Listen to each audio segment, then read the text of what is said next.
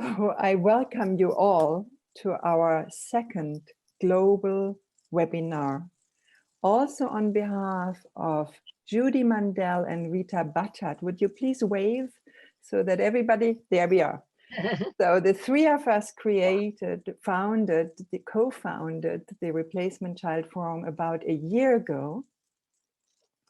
And we are very pleased to welcome you who were with us last time for the first webinar, and very happy to salute you who come for the first time and join us. I'm especially happy to welcome Andrea Sabadini, and I will say a little bit more about you in a minute. Andrea Sabadini, would you wave also that we can, yes, see you? You are the honorary member of our board, for which we are very grateful, because you were one of the first to research and write about this. So we come together actually from countries around the globe. I know for sure the United States of America, European countries, Russia, Latin America, maybe there are other countries or continents I have not mentioned. Please forgive me then, or add as you speak. And we are a forum, and we'll discuss today identity issues for adult replacement children. And a forum, the Replacement Child Forum, means we share experiences and knowledge. We share our views and ideas. That means you and we all are this forum. And this in the direction of personal development and growth. That's our mission, to raise consciousness and to let each one of us, through the exchange, grow, find growth. Now, we are recording this seminar because we want to share it on the website so that others can profit as well. So the first webinar, you can find it on the website. If you do not wish to be seen, you could take away the camera view by going to stop video at the lower corner. If you do not wish to have your name, you can even change the name or ask me to change the name. So if anybody wants to do that, please raise your hand and let me know.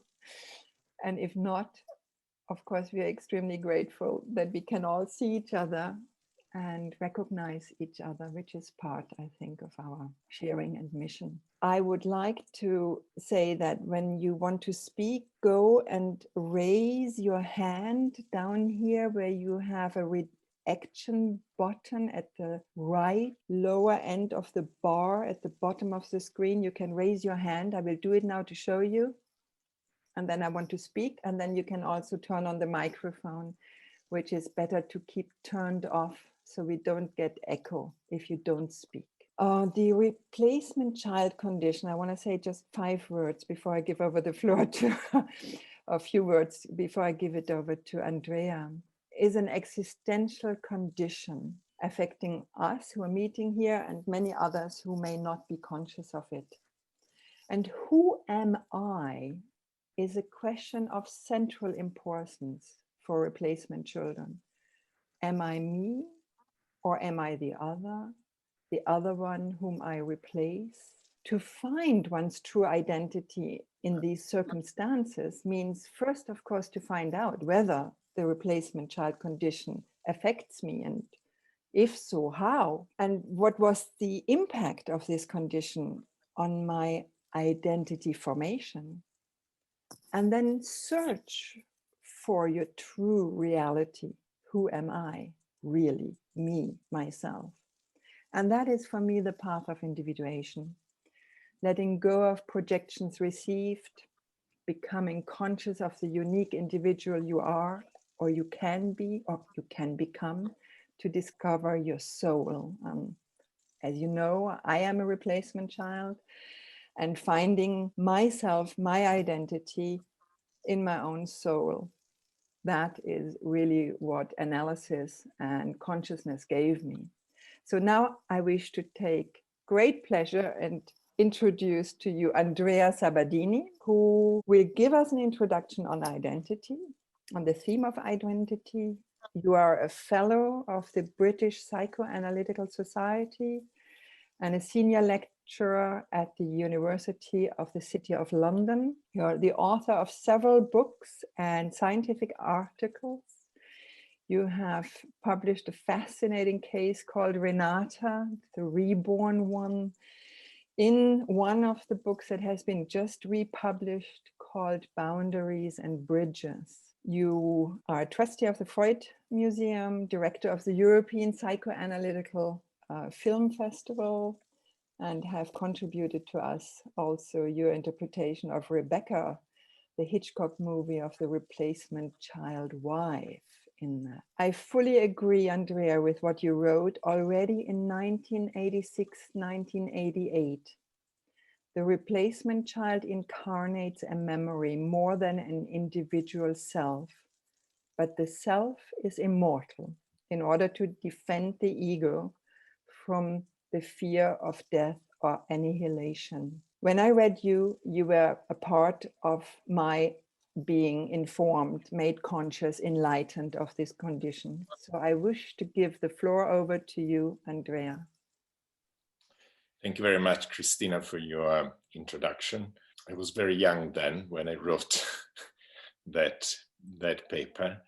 But I must say, having read it recently, I still agree with most of it, if not all of it. You mentioned the first thing, how we all come from different parts of the globe, but I think it's even more than that. Not only, for instance, I'm in London, but I'm actually Italian and I've traveled quite a bit. So, and I think that applies to quite a few people who move around, perhaps much more easily these days than it was the case 50 years ago.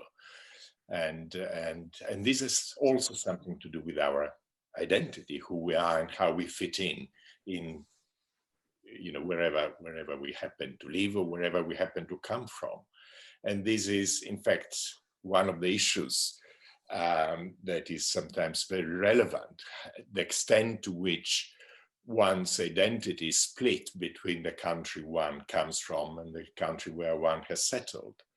But anyway, I'm going to say just a very few words as an introduction, because we really, I'm sure, all of us want to hear from each other about your own experiences and your own views.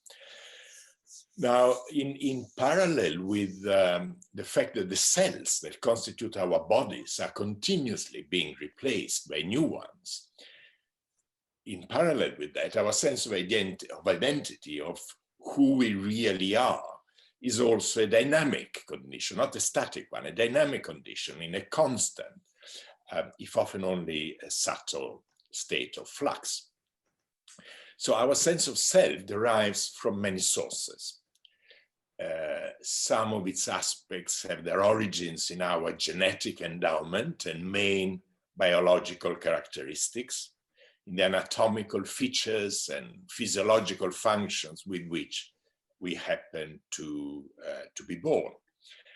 But our sense of identity also depends on many, often intangible, external factors, including social, cultural values, family traditions and habits.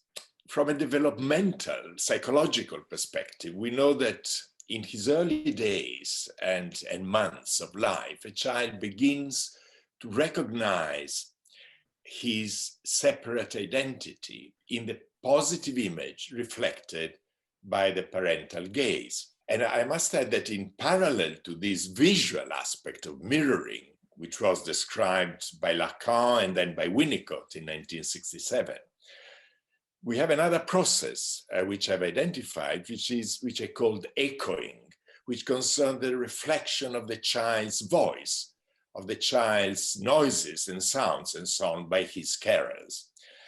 And this is also critical in allowing a child to develop an individual sense of identity. Now, adults will use different criteria for describing their acquired sense of self. I will give a few examples, but of course you can add as many as you want to them. Let's start by saying that most people would consider themselves as being either male or female, though of course some would simply object to such binary classification. Many would add their age range, children, adolescents, elderly, or whatever. Their physical looks, attractive, obese, red hair, their job or profession, a very important one in giving us a sense of identity, electrician, psychologist, unemployed, of course, their sexual orientation, heterosexual, LGBT, marital condition, single, mother of 3 children, twice divorced, their geographical and or racial and or religious affiliation. I'm French, I'm Irish Catholic, I'm a Black Caribbean, I'm an Orthodox Jew, and so on. Or their political orientation, Nazi sympathizer, an anarchist, a member of the Conservative Party. Or the most salient habits, I'm a vegetarian, a non-smoker, a good driver. Or even their pathologies, diabetic, mildly autistic, cancer survivor. The list, of course, could continue almost ad infinitum.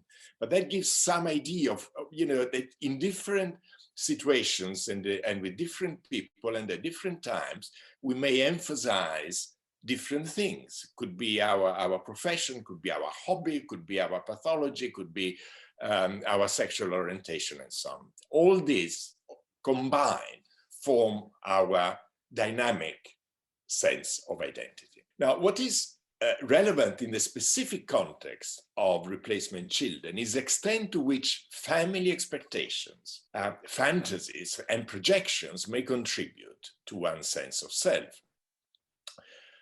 What happens when a family member, say a mother, attributes to a relative, say her daughter, features that belong to another member of the same family, say a recently deceased son? Now, an important characteristic of many replacement children is that in order to obtain their parents' approval and love, they find themselves, on the one hand, having to collude, if very often mostly unconsciously, with their parents' projections.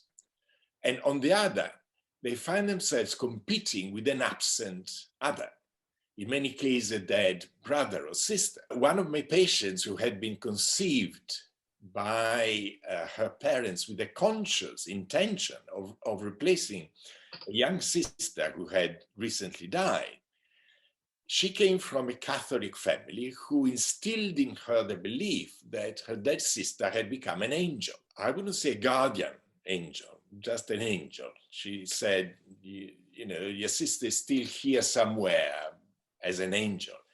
Perhaps we could use a more prosaic language and instead of thinking of an angel, we can think of a ghost. But competing with this angel or ghost inevitably proved to be an impossible task.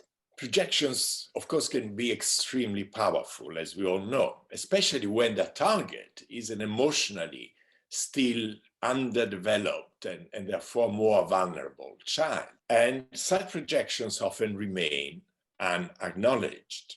Furthermore, normal dynamics of sibling rivalry are made emotionally more complex. A daughter may end up internalizing aspects of the identity of the dead sibling, whom she's never met, and then feel confused about who she really is. Can she ever be truly herself? And of course, here we could ask ourselves or question or debate or disagree about what it means to be truly oneself. But if not, if she cannot be, does this mean that she's someone else? Am I not myself or am I someone else? Say the dead sister or aspects of the dead sister or brother or whoever it is. Now, the implications of such a confusion may be severe in the development of this girl's identity and may even lead to later psychopathology, such as depression or personality disorder.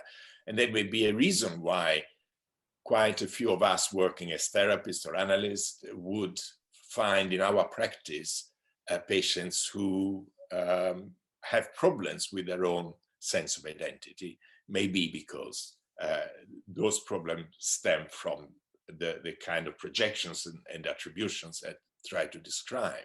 Psychoanalytic interventions may be helpful in allowing these individuals to acknowledge the false sense of identity that was attributed to them. And through analytic work, it may be possible to help our patients to reconnect with their true self. Now, I think I will leave it here. I think I've said enough to hopefully to focus a bit on the concept of identity as being, as I believe it is, quite central to the experience, of existential experience of replacement children. So, but of course, I'm very interested in your own experiences, of those of you who want to feel free to share your experiences with us and tell us to what extent maybe your own sense of identity has been times confused, at times challenged, and at times something that you have felt able to reconnect with.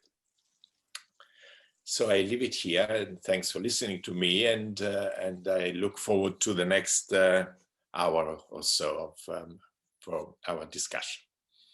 Thank you, Andrea, for launching us with very inspiring thoughts and a broad horizon you opened to discuss identity and sense of self. Thank you. Please, over to you. What would you like to know, to share? What has been on your mind? Don't be shy. Hi, Christina. Yes. Hi, I just want to thank everyone for coming. It's so nice to see everyone here. I wrote with a co-author, Dr. Abigail Brenner, The Replacement Children, the Unconscious Script. And basically it's what you were saying, that we pick up our roles very early. And for me, I had a brother who passed away at 14 years old, and I was born 18 months later. And he was the angel you're talking about. He was the saint. So I think that early in my life, I was set up, it was a competition, but you know, you're wrong when you're born under those circumstances, and you can't compete with a ghost or angel. And I think that it's like, I really could understand what you were saying, that you feel it takes a chip out of you early, because you're always the person who's second best. And until your spark comes in, maybe a little later, and you can venture out to do what you need to do for you, do you separate from that?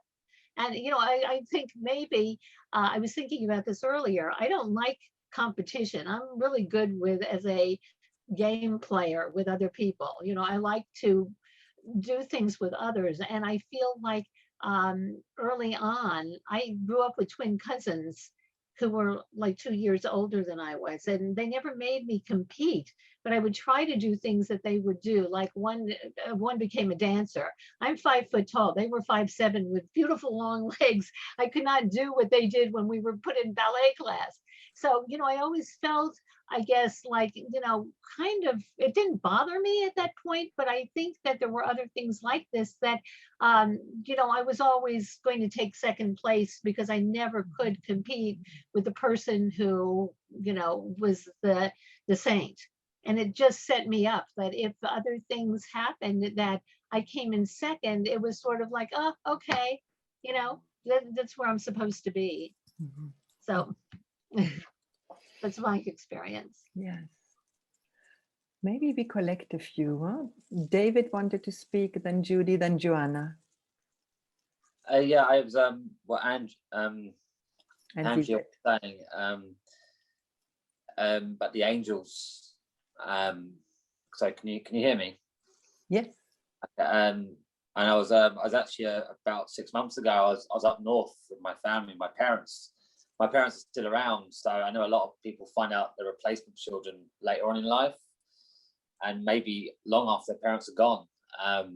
My experience is my parents are still very much alive, and they're not young, but they're still youngish. And I was in their house, my mum's house, my mum and dad's house, and I never noticed it, but I realized there was about 4 angels in the house, in like angel statues type thing. Angels on the shelf, angels in the living room, angels in the spare bedroom, and they'd always been there. I was never really aware of these angels that were all around the house until more recently I saw it. I knew what that meant to my mother. I knew it was her daughter, but I must have grown up with those angels.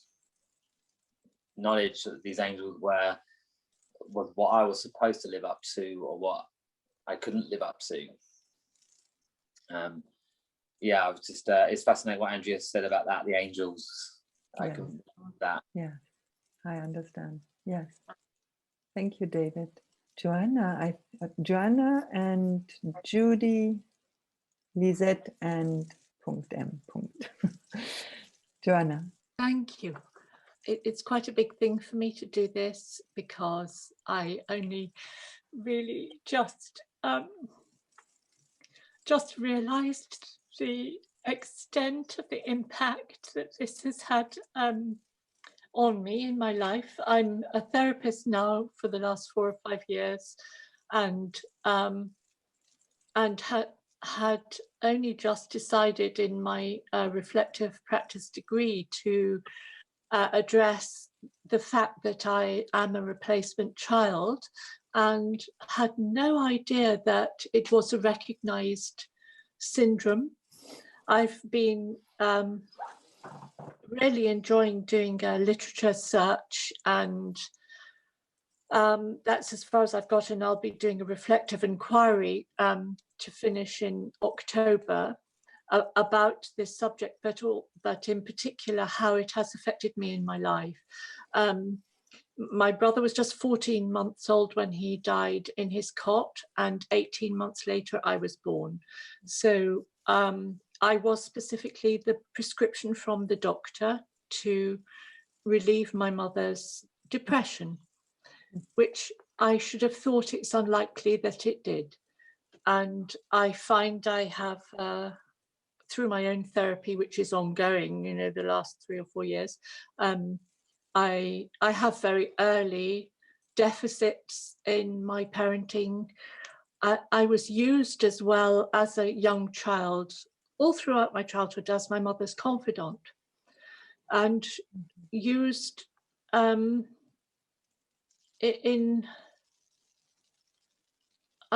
felt confluent with her. Your book has been really revelatory to me to understand what can be consequences of this. And I had felt everything that she felt. And my choice of career was to be a pediatric nurse.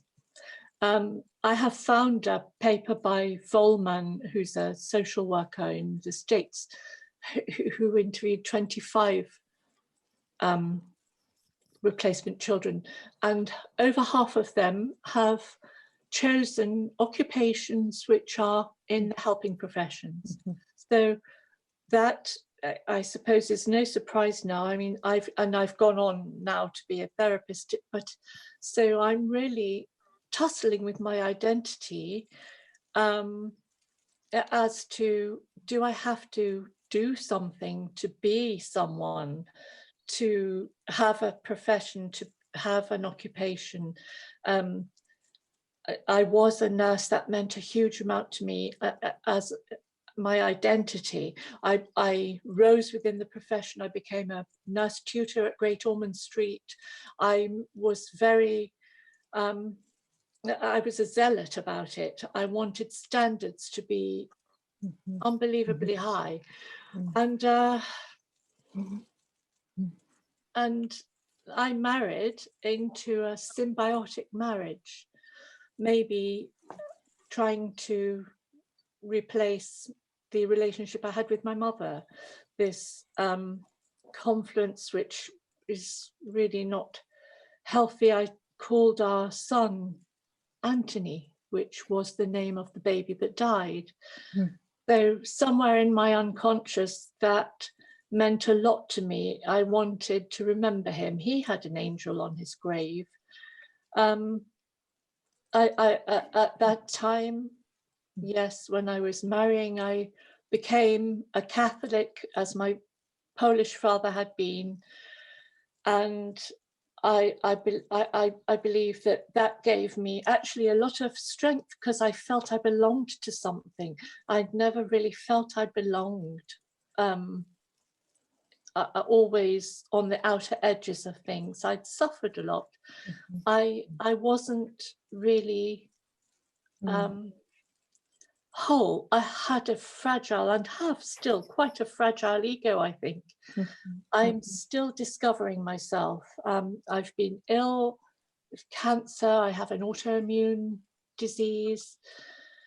My parents are dead. My dad died when I was 16. Joanna, may I give you a little feedback, because you're Yes. mentioning so many of these elements that are Yes. genuine to some of us too, Please. who have been there. And I'm impressed by the effect, the impact that becoming conscious of this life story and a life story handed on Yes. has, after all, on you. Would you say it is freeing? Absolutely. It felt as though a huge burden had been lifted I have been addressing all of these different elements in therapy, but not brought them together. As a coherent syndrome or condition. Yes. And and that's very nice. Maybe we will not be able to go through all, very deep into your story, because I see that 4 people are waiting. Yes. But maybe one thing I wanted to say is this auto-destructiveness and suffering from diseases or pathology is something that I very, very much understand, and that I think I take it back personally to an early encounter with non-life. Yes. But things can change as we become conscious. Yes. I appreciate the time to have shared that with you. Thank you. It's fantastic. Thank you, Joanna. I think Lisette was next, and then Judy. Is that right? Lisette. Hello, everyone. I'm not sure how to follow that. It was quite moving hearing Joanna speak, but I just want to say thank you, Christina, and thank you, Andrea. I found that something that really resonated with me just now was when Andrea said how replacement children unconsciously conclude with their parents' projection. That was so true for me, because when I didn't know that I didn't know myself, I just knew that I felt different. And it wasn't until my mother passed away that I realized I always knew I had a role, but I didn't know how much that role affected my identity, because after she passed away, I was lost. I didn't know who I was, and everything I'd done up to that point was to please her, or it was a projection from her. And had she guided me, and my father guided me to, in one direction or another, I guess, whatever they thought I should be. My brother, who passed away, was very young. So he was only 10 months old when he died. So there was very much this angel that I had to live up to. And I think my identity was to be very good, and was to fulfill their needs, was not to be heard and seen. I find this particularly quite daunting. But what I get from it is so much more. So I sort of push myself to sort of do it. But that's been like the biggest challenge for me, is to actually sort of speak up and to be seen and heard, which is so unusual. And I mean, my mum only passed away 6 years ago, so this is a completely new identity for me. One thing I had a question for Andrea was, how is our identity affected by the difference in the age of the loss of a sibling? Because, like I say, my brother died at 10 months, and then my mum went on to have 2 miscarriages, and I was born 2 years later. So I wonder, I never felt like I was replacing him, but I certainly didn't know who I was, and I wondered how much that would have affected Mhm. and affects Mhm. replacement children generally. Thank you. Would you like to come and answer, Andrea? Well, very, very briefly, I don't know there isn't an answer to that. I think there are many factors, whether we are replacing someone of the same gender ourselves, whether we are given the same name as the one we are replacing, how old was the person who had died and whom we are replacing, how long ago that happened. These are all factors that may have a different function and play a different role in the process. Just one thing to add very, very briefly, I mentioned the angel thing, which seems others have also picked up. The problem about it is that the person who has died and who the replacement child is replacing is very often idealized. And that's what the angel stands for. Someone who is so perfect, so almost metaphysical entity that no one can possibly be as good as that. And that is some of the problem for many replacement children. I think that they have, as I said, to compete with someone who is beyond, who can be reached somehow. But only because such a person is very often idealized and it's not the real boy or girl who has died, is the projection and the fantasy of, say, the parent, of what this person would have been like if he or she had lived longer. Mhm. Anyway, I stop here. Mhm. Thank you, Andrea. Judy. Well, first of all, I'm so happy everybody's here, and thank you all for coming. So many things that, and all of you say, resonate so much. And what Joanna was talking about being a prescription for her mother's depression, which was exactly my situation too. And that identity, that early identity for healing. You know, my family had a plane crash, and I don't know if you're familiar with this. That's what my book is about. A plane crash that killed my sister, who was 7 at the time. So she was a little older and, certainly more, she was part of the family, of course, and had a personality. And, but the thing with that was that she was not referred to. She wasn't talked about. There was the only presence of that kind of angel were photographs, which were kept in just one spot in the house by my father's bed. And so I really feel like if they had talked about her as a real person and not an angel, that I could, as you say, never live up to, which of course you can't, that might have been a little better, that if we had talked freely about it. I'm always thinking about what could have been done, to mitigate any of the effects, for replacement children. And it's not in denial of the fact that it exists, but that, just honoring the identity of the child as an individual makes such a difference. Mm-hmm. And of course, to have a child responsible for healing a family, I think is also unreasonable, whether they mean to or not. So it's something unconscious that happens. Mm-hmm. And the realization is something that has certainly helped me. And it seems like it helps everyone who's in this situation. So anyway, this is so wonderful to share with everyone and hear everyone's stories. And Lizette mentioned being seen and heard and how difficult that is. It's still difficult for me too. And that's, I think, one of the reasons it was so difficult to write my book. Because I thought, is this really important? Am I really, is this an important thing for, does anybody care, what I went through? And so it is part of it. It's part of that identity problem. So I'll stop there. And, did it help you, Judy, to find your identity, to write about it? Absolutely. Yes, absolutely. And it's the only way I did find. I mean, the name of the book is Replacement Child, but I had no idea what that was until I was about a year into writing the book, which took about 4 years.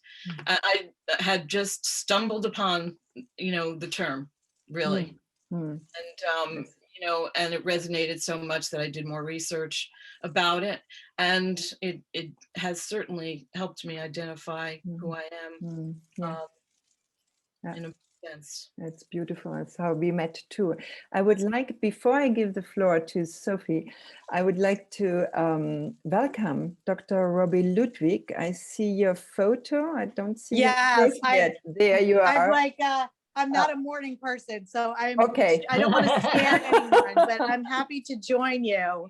Thank you, because Dr. Robbie Ludwig is a board member. Is a board member of the Replacement Child Forum, and very supportive and very experienced. You're a professional yourself in the field, and you have your own show helping people understand themselves.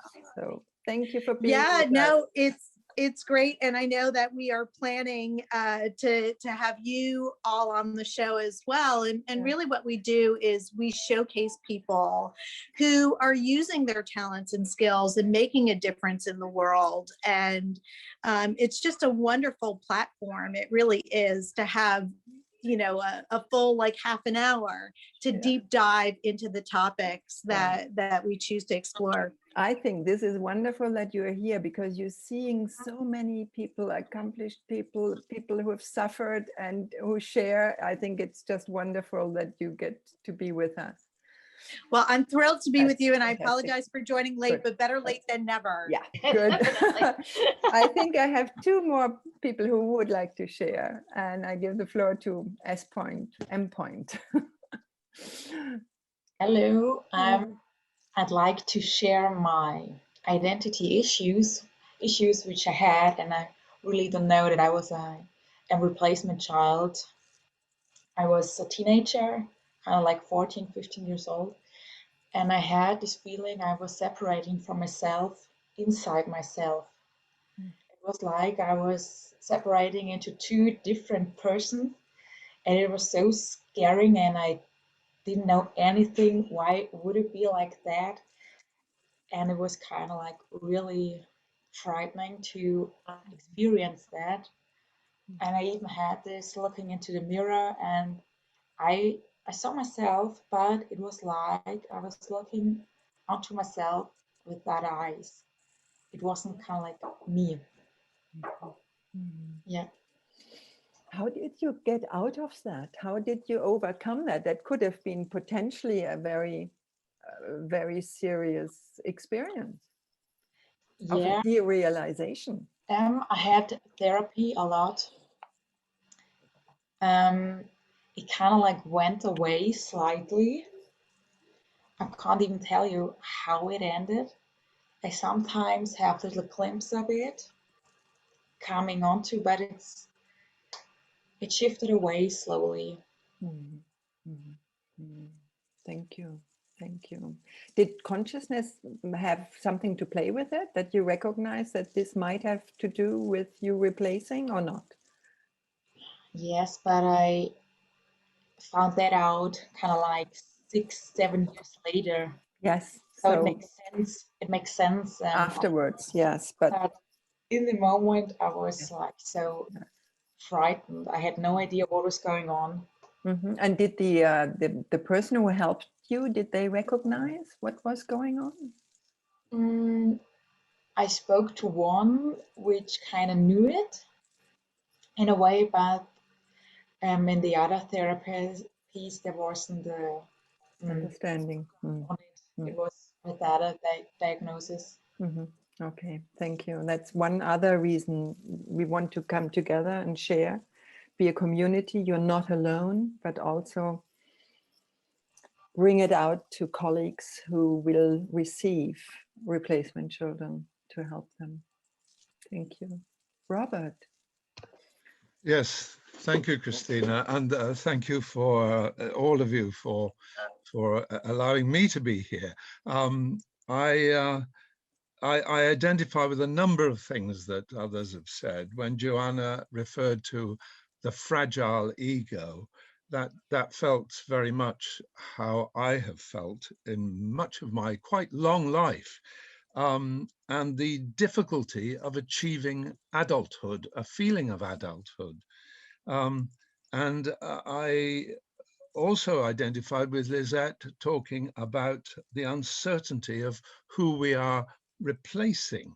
I was adopted at 3 months by a woman who had had enormous difficulty in having her own children. She'd had a couple of stillbirths and a number of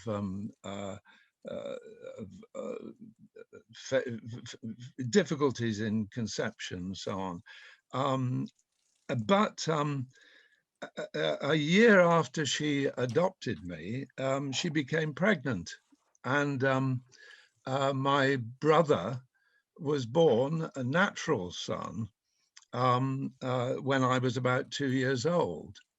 And it was all during the Second World War. It was a time of great trauma all around us, and I think trauma for my genetic parents, who I've found out about since and later in life.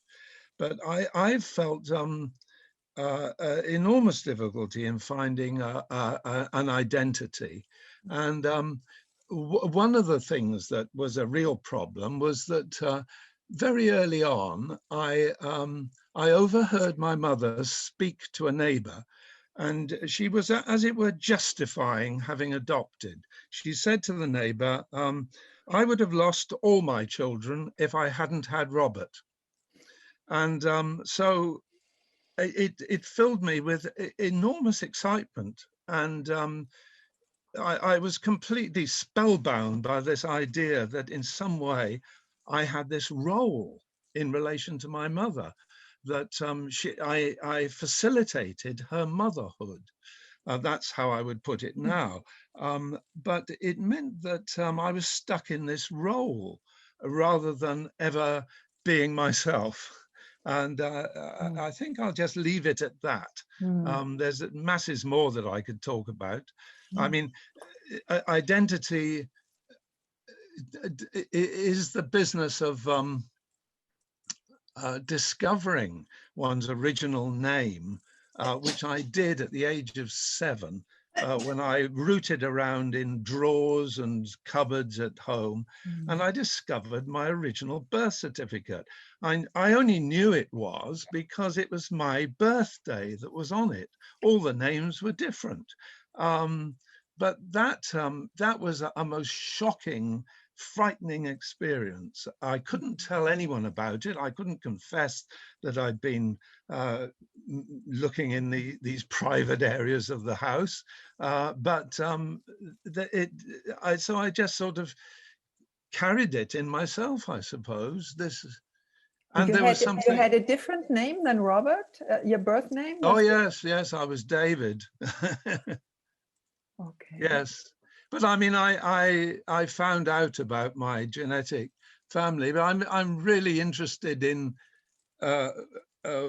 what Andrea said about, the sources of identity.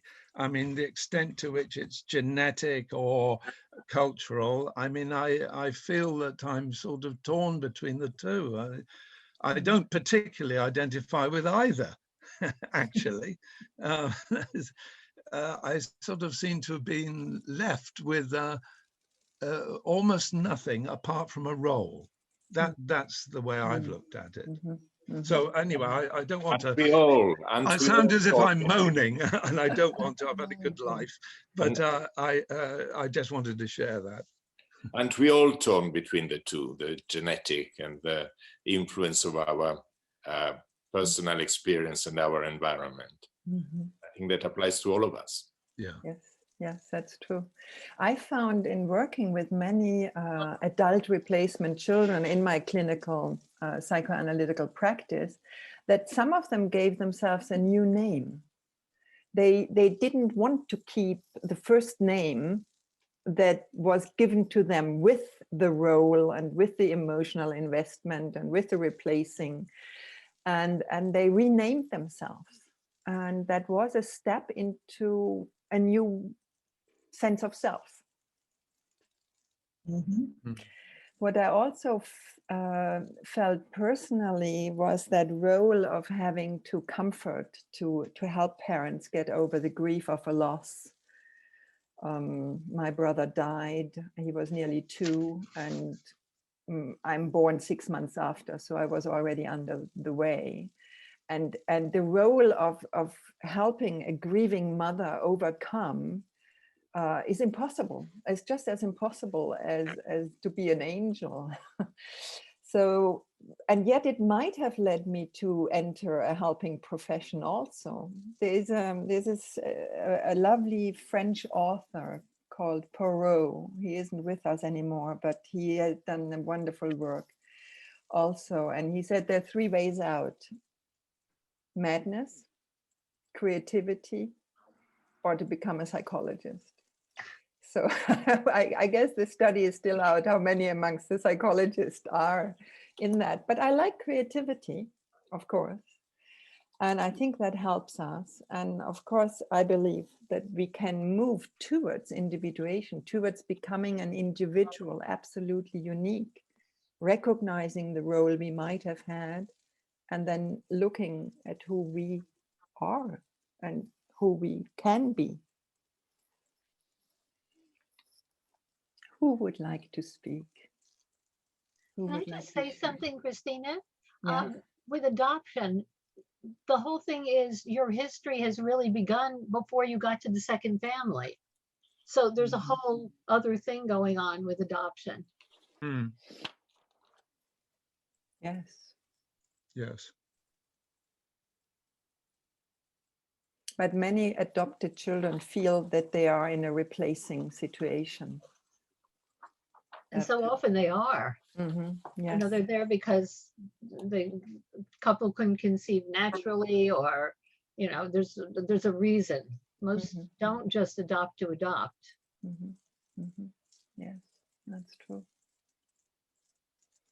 I wanted to maybe add to the question, I think it was Lisette, about age. Does it make a difference what age is the child that was before, or a person is expected, asked to replace? And I think there are many factors, Andrea, I would agree with you.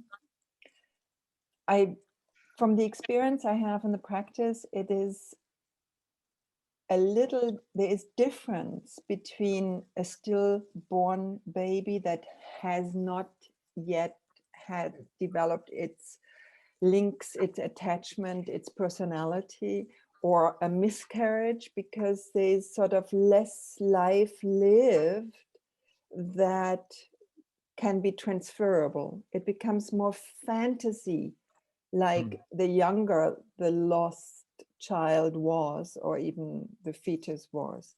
So that's more in the fantasy world, but it's not because of that it's less serious, because the fantasy can even be less graspable than a fact of a child who died, like in the accident of Judy, or crypt death, and a photo that is there to say so. So it might even be harder to recognize when there was such an intangible loss in the practice when we help such a person, but it can be recognized. I think that's also important, that we add to that body of knowledge. And then it can even be a much older person who dies, and you had a sibling who's had a personality already, and yet the role is taken on, sometimes voluntarily, or it's wholesale transferred, and the own identity is taken away. I almost call it an identity theft. Because one doesn't want to admit that this other person has gone, and the person who is around is supposed to make up. So there are very many difficult situations, but we can understand. Yes. I was just going to say, I've seen that when I was interviewing people for my book, Replacement Children, The Unconscious Script, there was a boy 18 who died in a car accident, and his family made the younger child like take piano lessons, do everything that this other one was doing, took away his guitar and wanted him to be that child. And this was like, the other boy was like 14. You know, they really tried very hard, and he was like a wreck. Yes, yes. But he felt he had to do it because so we parents can give him back his life and his guitar. Right, right. Well, he was in therapy, very deep therapy, which was good. And his parents should have been. Yeah, yeah, that's true. There's education. Yeah. But I also wanted to say one other thing when I was interviewing people who were adopted. You know, a lot of them were saying that it was harder because they weren't really replacing a child who had died, but a fantasy. That it was like, oh, if you were really our child, you would be musical, or you would be this or that or the other thing. And a lot of them said that the parents said that, you know, if you were really our child, you wouldn't be in trouble in school. You know, they may not have used those words, but if we had our own child, you know, or that was the thought that was transferred, even if they didn't say it. Yes. Yes, yes. And you know, it can even be in cases where the parent was a replacement child, that is transferred to the next generation. That can happen too. Maria Magdalena from Argentina. Yes, hello, everybody. Thank you for this wonderful project. I was very touched by what you just said, Cristina, about how the age not only impacts the replacement child, but it brought the question of how also to be aware how this affects the transference and the countertransference. And let's say, if, for example, I'm thinking loudly with you, it's not that I have a closed concept about it, but how if the person sitting in front of us is replacing an unborn child, be it an abortion or a miscarriage, and if the patient is too much attached to this intrauterine experience because that's a place where it needs to go, because that's where the event happened, how this will be played out in how we experience the transference and our transference, and how archaic and how sometimes we have this sense that what is happening in the room has no body. And I'm wondering now if this could be related to that. That really, I don't know, it struck me. And then I was also thinking how this condition that is so difficult also in a way gives a family system the possibility to bring in somebody who had been excluded or forgotten. I don't want to call it sort of the positive side because it's a very painful place to be. But on one side, I'm wondering if we can take this as the possibility for, especially to the ones that were never named, you know, how the fact, you know, that there was a lost, I don't know, whatever, but how the power of the unnamed can be brought into the family system by someone remembering that this person belonged to the whole system, and how this will configure a new tapestry of what is the place that each one have in the system. Yeah, I don't know. That was my comment, but I'll think deeper about how this affects the transference and countertransference. And I think this is yes. Go, Maria. No, I mean, there was so much that, you know, started to boil after the first webinar, you know, that you did, and I just want to thank you. For example, I found out that when I was a little girl, I always called myself somebody else. And that was later when my mother told me that the miscarriage that she had, that was the name that she had given to the girl. Can you so imagine? That was quite shocking. And this happened, I mean, only a very little while ago. It's not But that I had that memory after the first webinar that we had that was completely, lost to my memory. And then suddenly, I think it was some hours later of the webinar that I remembered, this experience. And thank you for very sharing moving. that. Yeah, thank you. Thank you. This is an extraordinary meeting, because here are professionals who are replacement children themselves, some, not all, and replacement children. And we are all speaking on the same level, okay? We all exchange our experiences. Just want to explain maybe the word transference and countertransference, because it is a technical term. Transference is what happens if I go to see a psychologist, an analyst, and I transfer my unconscious towards the analyst. And what the analyst feels in return is called countertransference. So just to explain that. And definitely we can feel in the analytical setting that this is being, there is something. Is it an unborn? Is it a born child? Is it a fantasy? Is it a projection? Is it an unlived life? Because transference happens all the time, and not just in analytical psychological practice. It happens whenever two people are together. So like what Maria says, she had called the other missing fantasized girl's name.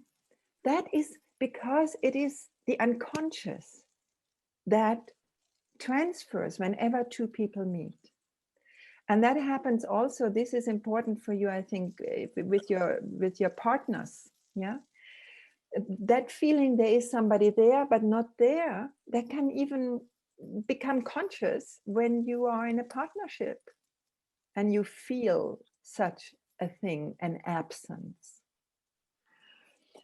And we can take that seriously and we can work with it, because I believe, because we're talking about identity, I believe that we can retrieve our sense of self, Andrea, through becoming aware of what comes from the unconscious to us. The unconscious wants to help us, like you hours after getting this name. And yes, getting the place in the family can be hugely relieving on the condition that there is not too much defense in the family system. Yeah, sometimes a parent may not wish to talk about it, may not wish to see that there are repercussions, may defend against it, and then it's particularly difficult for a replacement child to go there, to do their own work, or even to talk in the family. So defense is a huge issue. Now I will not talk anymore. Judy and Andrea. I just wanted to bring up something that I thought maybe we could talk about, that, the three of us had talked about possibly, that, and I had this feeling at many times of being an imposter and, like I'm pretending that I'm, in my case, I worked in marketing in corporations, and I felt like, well, that's not really, I felt like I was an imposter doing that. And then when I became a writer, I still feel kind of like an imposter writer. And so I just wanted to open that up. Maybe, have others felt that way in their life in different roles? And so that's my question. Great. Andrea and David. Yes, I just had a thought. I've been thinking about replacement children for a long time, but this has only occurred to me now. I'm not sure why. And I don't even know whether it's relevant or not. But I know that many children create an imaginary friend in their life. And it occurred to me that maybe replacement children are more likely to do so, or for them, their imaginary friend is more important than for other children, because it could be a way, in a sense, of recreating one's identity when one feels a child feels confused about who he or she really is, would be able to project onto this imaginary friend the kind of more solid identity that he doesn't feel he has himself. And so this process, this is really a very concrete form of transference, if you want, as you were saying, Christina, that absolutely it applies to everybody. The difference in analytic work is that the transference, what happens in the transference, and indeed in the countertransference of the analyst, is under the microscope. You know, like there are bacteria all over the place, but we don't need to bother about them unless they become toxic. But of course, if you are a scientist looking in a microscope and looking for bacteria, then they become central to your experience. And the same about transference. So, but I was wondering if the creation of an imaginary child, but of course, we even, it occurs to me, don't even need to go as far as that. Just having a doll or having a teddy bear or something is again an instance of, for the child to try to create some kind of more solid identity for himself or for herself by having an object that can receive our projection and our fantasies and so on, and become in that way more real for ourselves and make us feel more real or more genuine or more true. So, but whether there is any evidence that replacement children create more imaginary friends than anybody else, I have no idea. It's just, I'm just speculating about it, but the thought had occurred to me and I wanted to share it with you. That's all. Thank you. Thank you. David.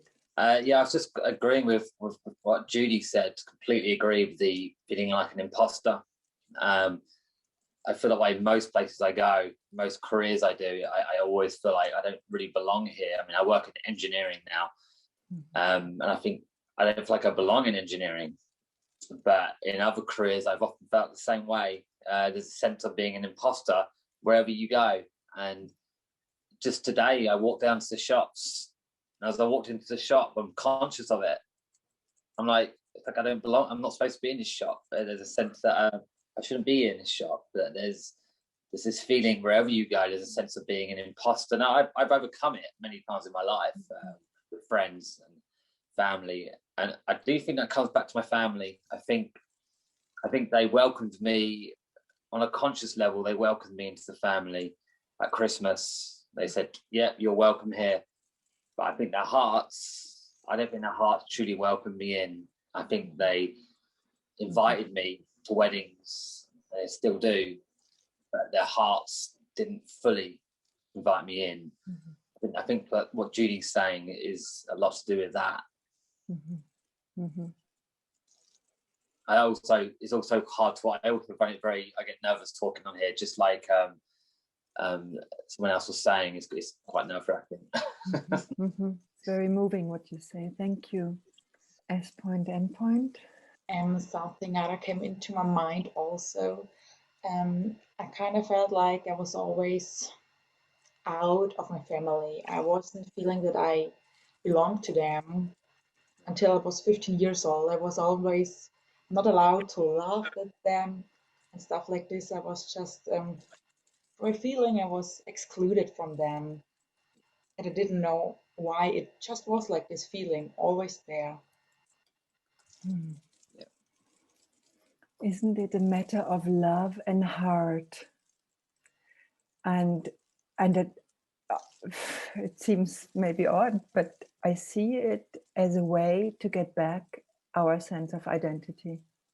Love thyself. Love yourself. Yourself and the kernel, the inviolable kernel, that's you. Lisa. Thank you. I'm really grateful for this space. I was a little bit late myself, my own thing, but I'm glad to be in a place where people get it, because I often feel like even as a therapist, when I'm trying to explain it, some people attach to the idea and other people are like, what? But something that Christina, you brought up, and then David, you said really helped me. My family, I was born to replace my brother who died at 10 days old. It was he was an infant with congenital heart failure. And my parents, my mom used that term that I was to replace him. And so I was told that early on. I had no idea that this was even a thing until probably about 10 years ago. And I don't think I was ever welcomed in their heart. And I really liked the way that you said that, David, that I'm invited to a lot of things, but I don't feel like I'm really welcomed. And Christina, you referred to the grief. No one dealt with the grief. We never talked about him. I got the story one time when my mom was very intoxicated, and so her inhibitions were down, and that was when I got the full story. So I don't know how much of that was really factual, but we didn't talk of him, and they were so broken with grief, as you might imagine. I represented not him, and that's been my identity, is that I'm not him. And I actually found some acceptance with that until a couple of years ago when my dad passed away. It was really sudden. He was, 80 years old, but it was sudden. And then a couple of weeks after his death, I got my copy of his will in the mail. I was texted that he died. Nobody called me. So I didn't really feel a part of it anyway, which is a whole nother story, and I'm not going to bring it up here, but my dad wrote me out of his will. And I've been a loss ever since, because that was the outward confirmation that I didn't belong. And I haven't spoken to anybody in my family since that time. And I was already kind of estranged from them, but I'm not quite sure, the imposter thing. Like, I've been invited all this time, but now it's like I'm out. And I've really struggled with this very outward manifestation of exclusion when I always kind of felt it. So there is no question, other than just thanking David so much for saying what you said, and then Christina for bringing up that grief piece, because my family never dealt with their grief, and my experience of not being him has been a grief repository. I mean, all pain goes to me, and I'm the cause of that pain because I'm here and he's not. Thank you so much, Lisa. It is just to the core of the condition. Fully true. Is somebody else wanting to speak? Yes, Judy. I just wanted to say that I relate to that so much, of being not, in my case, not her, and the repository for the grief that's definitely what I felt as well. And not being aware of it as a child, I don't think on a conscious level, but later on, the grief, and especially, I think in my case, I was born so close to when my sister died, that there's no way my mother was over, especially my mother, over the grief, but also my father. So I just wanted to concur with that, feeling outside. I do feel like they invited me and wanted me there in their heart. So I don't have that kind of feeling, but the other part of feeling, my identity was I'm not her. I think that was really very resonant for me. I just wanted to say that in my book, which is different stories, different firsthand stories, the title that came to me when I wrote mine is I'm Not Bobby. Like, stop trying to make me this person. I can't compete. And that was the title, I'm Not Bobby, just came to me when I needed a title for what I was writing and how I was feeling. Thank you. Thank you both.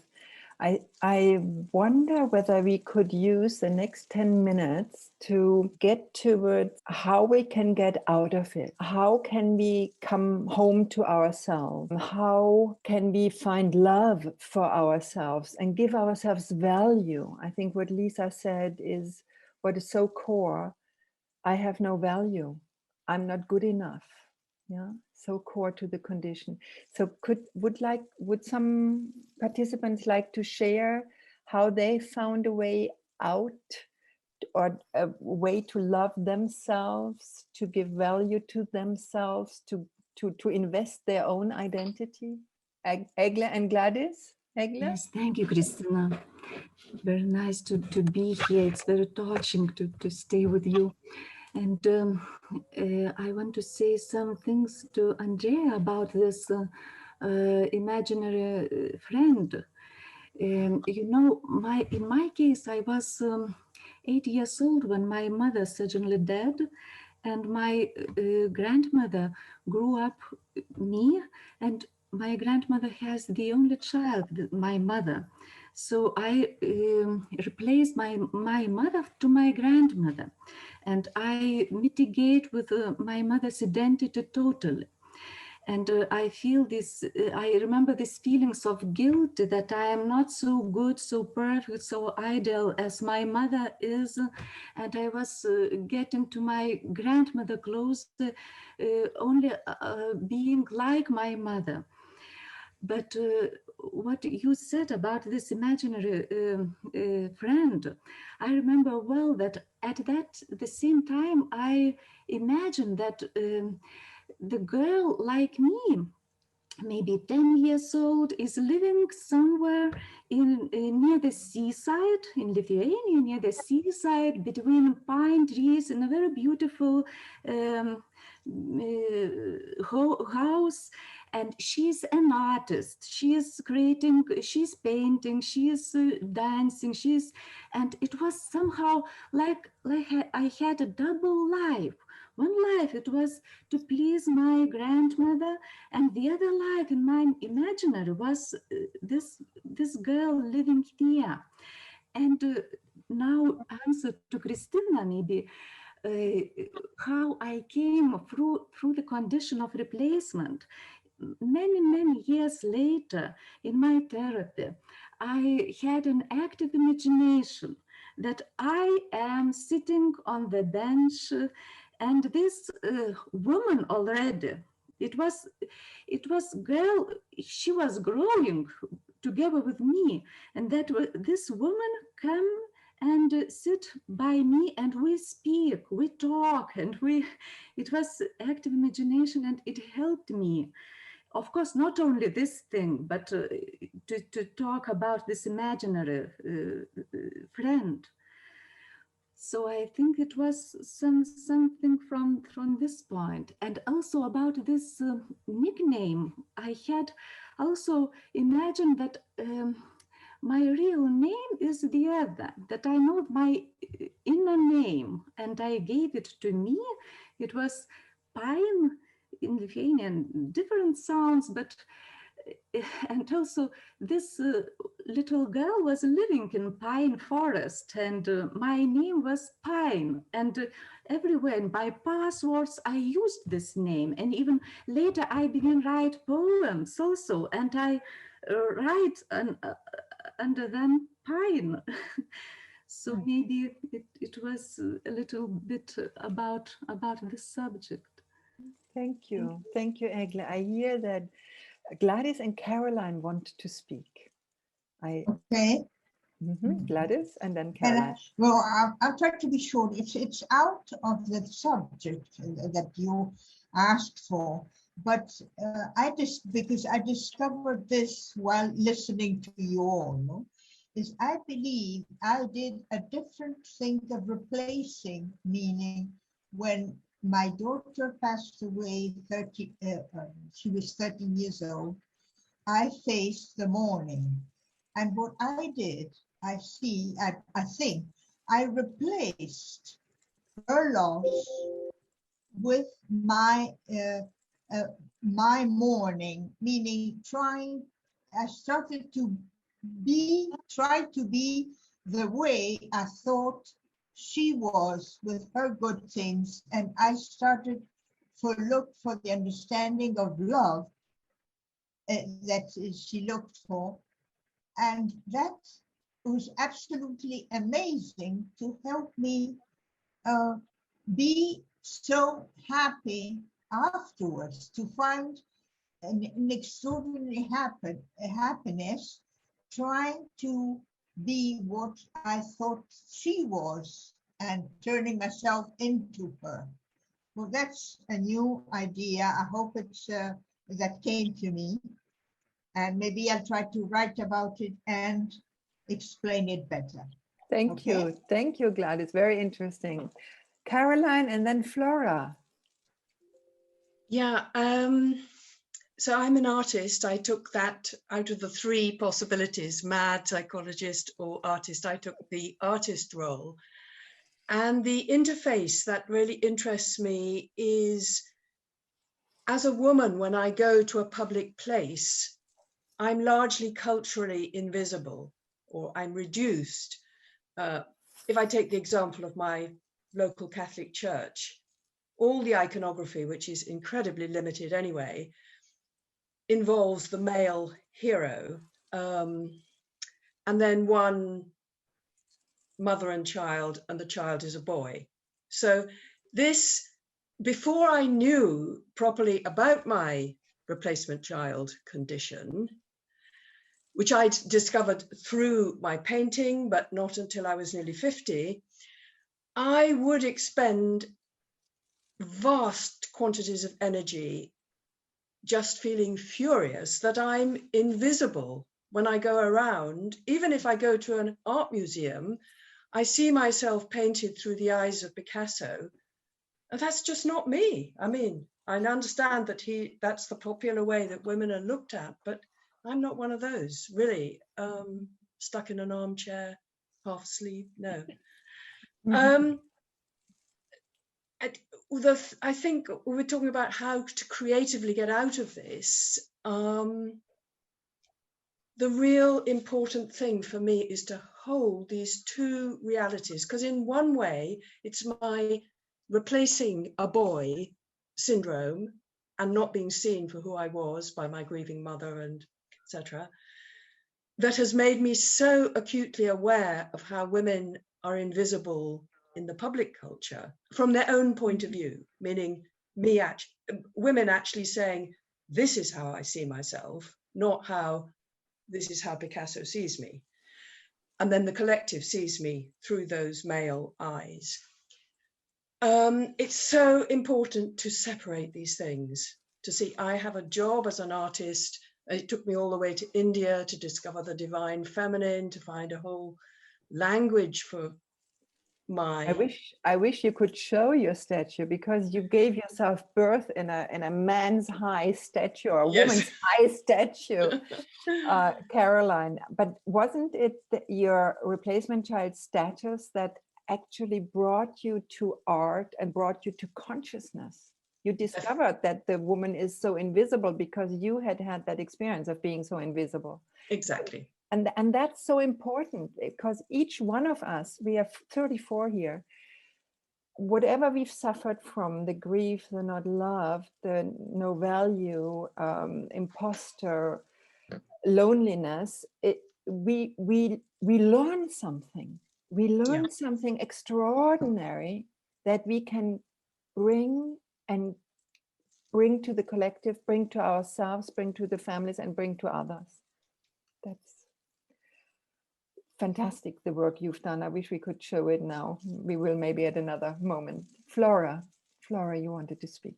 Yes, I wanted to try to answer the difficult question about how to deal with this or what we can do about this.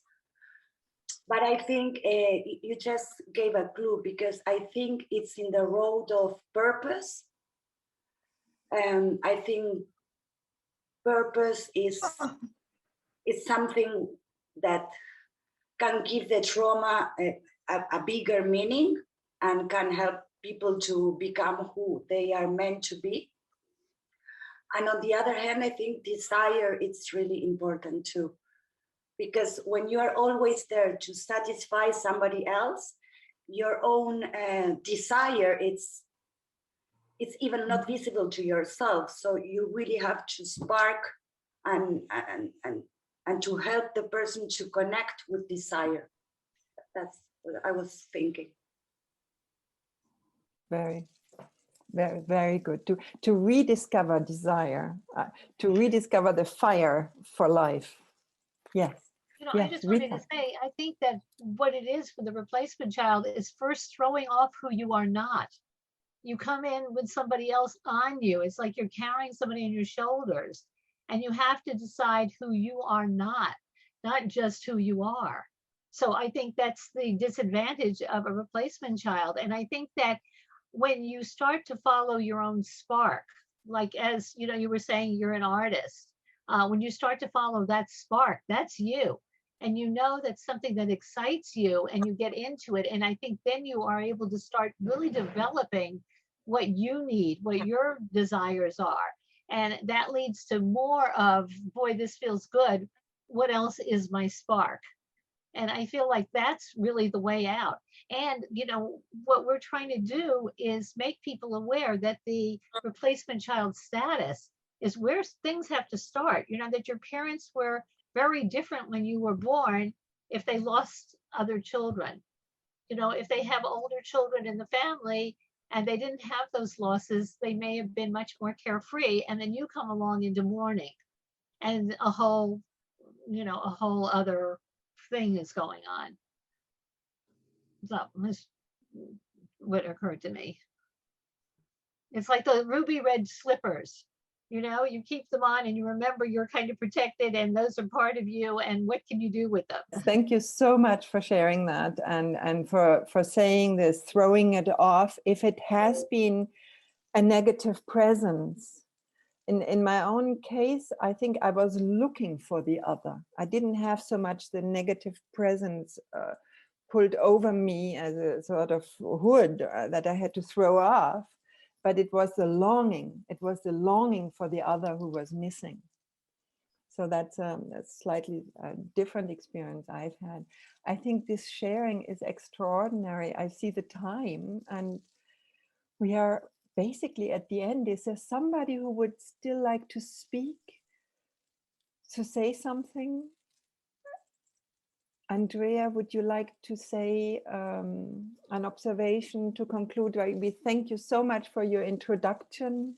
No, not really. I want to thank you and everybody else for contributing so creatively, really, and therapeutically, to use at least two of those three functions that are attributed to so many replacement children. To this forum that's being fascinating, full of new perspectives on the problem, which is always very, very rewarding, I think, for everybody. Just free association, when you talked about a hood, you know, imposed upon you or not imposed in your case on you, I was thinking more of a mask. You know, and that in a sense we have almost to play a part as if we were wearing a mask, or as if we were actors playing a part, a role, being Hamlet, being Richard II or whatever, rather than being ourselves. And so there is a split. I think that maybe is an interesting concept. We talked about a sense of identity, we talked about projections, but split is another one which I think is important. We may feel split, and part of the recovery and part of the therapeutic process is one to mend that split and no longer feel split in that way. And that may involve getting rid of being someone else or not being ourselves, in order to become fully ourselves. So thank you very much. Thank you so much. Thank you, Andrea. Thank you, everybody. All of you. I'm sure that there are more questions, and we want to invite you to go to the Replacement Child Forum, write, pose your questions, contribute. I think we can continue the discussion, and we will surely have another webinar, maybe on individuation, because there are ways to go forward with individuation and there are steps to take towards that. We will discuss it and we will hear your needs. We would love to hear your needs. We wish you, Judy, Rita and I, we wish you a wonderful evening and a continuing journey towards yourself. Thank you for having joined.